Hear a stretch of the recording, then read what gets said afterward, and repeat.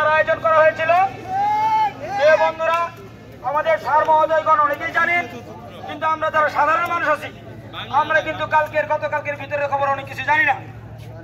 প্রিয় বন্ধুরা আমার, গতকালকের বক্তব্যে প্রায় ঘণ্টাব্যাপী রাজন স্যারের বক্তব্যে সারা বাংলাদেশের ৮০টি পল্লী বিদ্যুৎ সমিতির পাই পাই করে দুর্নীতি, প্রত্যেকটা ডিপার্টমেন্টের অভাব অনটন, প্রত্যেকটা চাকরির চুক্তি থেকে মুক্তি চাই, প্রত্যেকটা বিষয়ে পুঙ্খানুপুঙ্খানুরূপে উনি মাননীয় সচিব মহোদয়কে বোঝানোর জন্য চেষ্টা করেছেন।